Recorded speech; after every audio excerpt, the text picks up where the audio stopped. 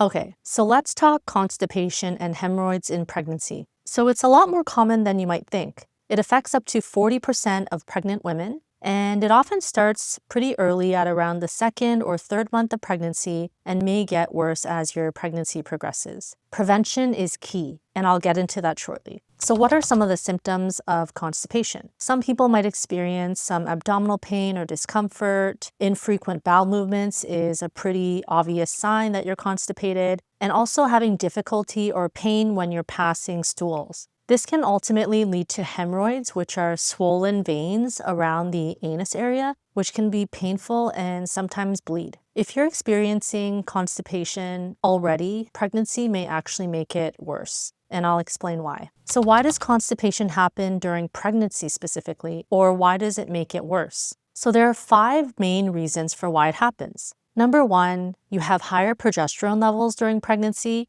and this hormone actually causes the bowels to relax and slows down digestion. So that in turn leads to constipation. Number 2, more of the water that you ingest will get absorbed from your intestines back into the body. So that can dry out your stool and make it a lot harder to pass. The third reason is that decreased physical activity, which is very common during pregnancy, especially as it progresses, that in itself can lead to constipation because you're not mobilizing as well and your digestive system isn't moving as quickly. Number 4, certain supplements, especially those containing iron and calcium, can actually cause constipation as a side effect. So that can make things worse.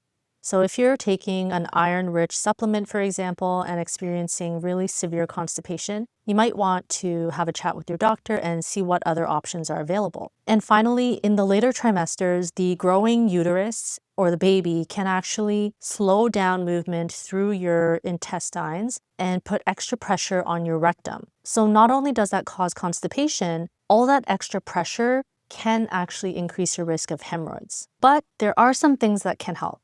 And some of these things you can actually implement before you become pregnant or early on. The earlier you work on developing these good habits, the easier it's going to be for you. So here are some lifestyle tips that can help. Increasing fiber intake is really, really important. A lot of women, or just people in general, don't get enough fiber in their diet, and the daily recommendation is at least 25 grams a day. So try to make sure that you're getting that, either through fruits, veggies, grains, things like that. You want to stay really well hydrated, so at least 8 to 12 cups of water or fluids a day. And that's especially important when you're pregnant because you're also supporting the growth of the baby. So you want to make sure that you're getting enough fluids. And that was always tricky for me. I always had to keep my bottle with me and kind of chug on it throughout the day whenever I could remember. Regular exercise is also really important. This should be guided by your doctor, of course, and they may make certain recommendations based on how you're doing, but some level of exercise is generally very healthy for you, especially as you're progressing in your pregnancy. And,